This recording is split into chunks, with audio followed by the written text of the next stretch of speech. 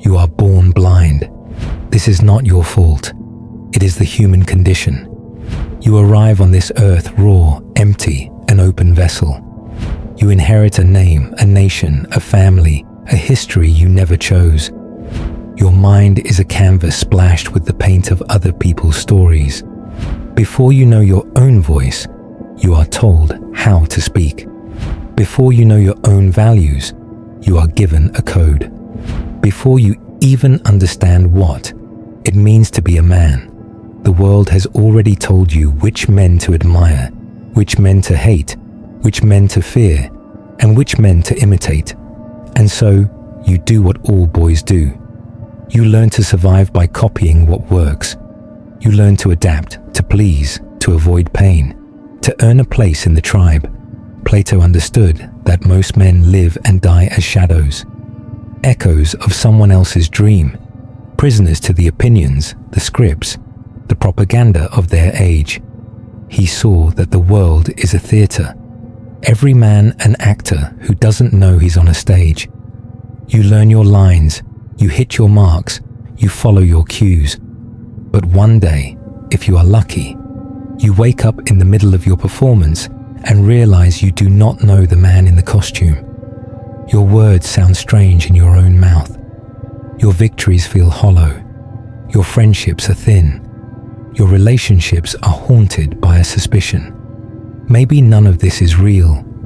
Maybe you are only a reflection, a puppet dancing for someone else's approval. This is the birth of self-awareness. It is the first pain, the first freedom. It is the crack in the dam, the seed of revolution.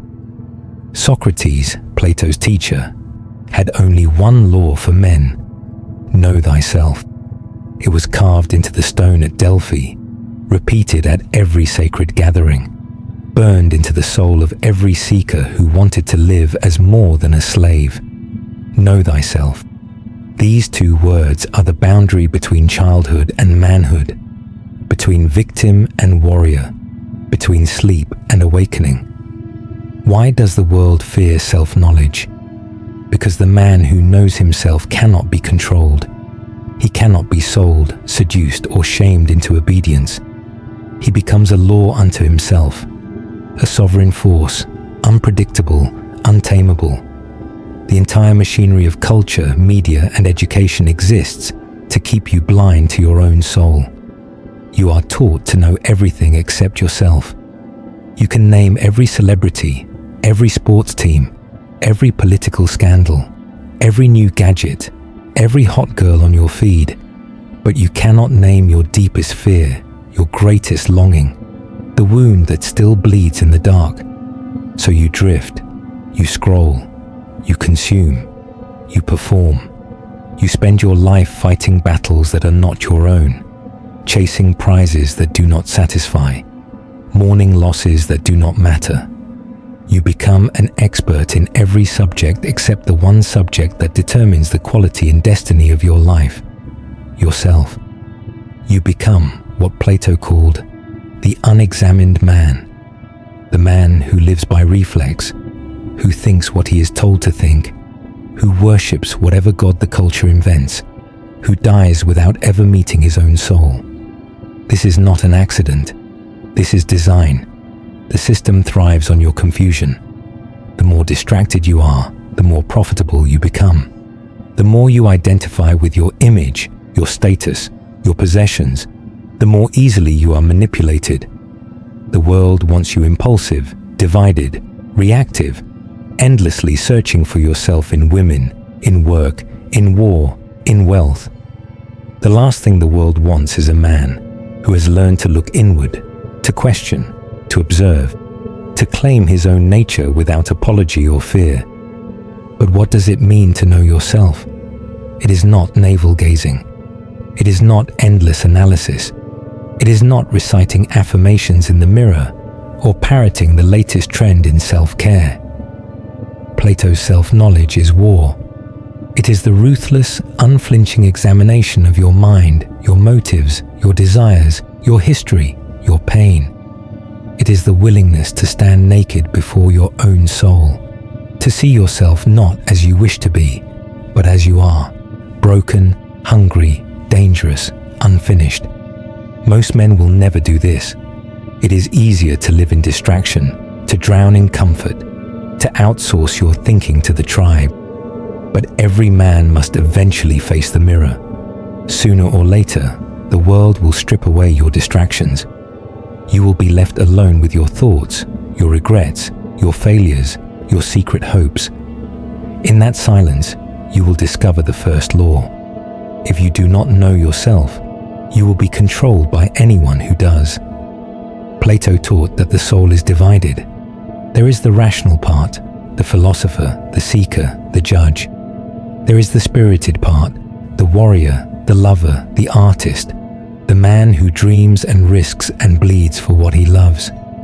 And there is the appetitive part, the animal, the hunger, the urge, the force of nature that cannot be ignored. To know yourself is to learn the laws of your own soul. To master yourself is to make peace between the parts, to forge them into a single will, a single fire, a single purpose. But most men are ruled by fragments. They swing from rage to apathy, from lust to shame, from grand visions to petty distractions. They are pulled by every passing desire, hijacked by every fear, enslaved by every cultural narrative that promises approval, love, or escape. They chase women, they chase money, they chase status, they chase meaning in every place but the only place it can be found, within. You must ask yourself, who am I beneath the masks? Who am I when the noise stops, when the applause fades, when the world turns its back? Who am I without my victories, my failures, my history, my story? Who is the man that stands alone in the dark and listens to the silence of his own heart? Plato would say, begin there. Begin with the silence. Begin with the pain. Begin with the questions you are most afraid to ask. What do I truly want? What do I truly fear? What am I running from? What have I lost that I cannot admit? What am I still seeking from women, from my father, from the crowd? What have I sacrificed for the illusion of safety, for the comfort of belonging, for the fleeting thrill of approval? To know yourself is to hunt your own shadow. It is to walk willingly into the underworld, to face the monsters you have denied, to claim the power you have hidden from yourself. Every wound is a teacher. Every fear is a doorway. Every failure is a chance to see yourself more clearly. The man who runs from pain runs from himself. The man who faces his pain finds his power. The world will try to distract you at every turn. There will always be a new crisis, a new outrage, a new trend, a new woman to chase or conquer. There will always be someone telling you who you are, what you should want, what you should believe. But every time you accept their story, you lose a piece of your soul. Every time you choose comfort over truth, you make the chains a little tighter, the prison a little darker, the silence a little more unbearable. Plato's law is not a suggestion, it is a command. Know thyself or be a slave. Know thyself or die as a stranger to your own heart. Know thyself or spend your life building empires that serve someone else's vision. The world is full of men who are kings in public but slaves in private. Men who command armies but cannot control their own minds. Men who win the love of women but cannot love themselves. Men who build fortunes but live in poverty of spirit. Do not be one of them. To know yourself is to reclaim your birthright as a man. It is to step off the stage, to drop the mask, to burn the script, to stand in the full, blinding truth of your own existence. It is to claim your desires without shame, to name your wounds without apology, to create your own law and live by it, even if the whole world calls you mad. But the journey is not easy. The first step is rebellion, the refusal to accept anyone else's definition of who you are.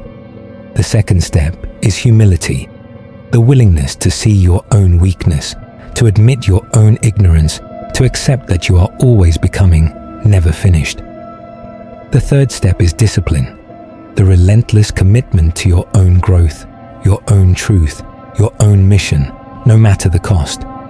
You will lose friends, you will lose lovers, you will lose every illusion that made life easy, but you will gain yourself. You will gain a strength that cannot be shaken, a clarity that cannot be corrupted, a power that comes from within and radiates out to everyone you touch. You will become a man in a world of boys, a builder, a leader, a creator of worlds. This is the secret that Plato's cave never wanted you to see. The world is not made for free men. It is made for slaves, slaves to their appetites, slaves to their fears, slaves to their unexamined dreams. The system will do everything it can to keep you asleep, to keep you docile, to keep you chasing shadows on the wall. It will reward you for conformity, punish you for rebellion, and call you a villain for refusing to play along. True masculinity begins with self-knowledge, not with dominance, not with bravado, not with conquest, but with the courage to face yourself without lies, without excuses, without masks. The man who knows himself is dangerous. He cannot be manipulated by women, by media, by culture, by the false gods of the age. He can love without need, lead without arrogance, create without fear. He can lose everything and begin again, because his foundation is within. You will be tempted to run, to numb, to distract yourself with work, with women, with the endless parade of amusements that the cave provides. You will be told that self-knowledge is selfish, that it is indulgent, that it is a waste of time. You will be accused of arrogance, of coldness, of being out of touch with the tribe. But remember, only the man who knows himself can serve others without becoming their slave. Only the man who knows himself can love a woman without being destroyed by her storms. Only the man who knows himself can face the world's chaos with calm, with clarity, with unwavering resolve. You do not need to be perfect. You do not need to be finished. You do not need to have all the answers. The journey is the answer, the daily practice of turning inward, of questioning, of observing, of challenging your own stories, your own reactions, your own dreams. Every day is a test. Every moment is a chance to wake up. Every pain is a gift. Every loss is a lesson. Every crisis is a call to deeper self-mastery.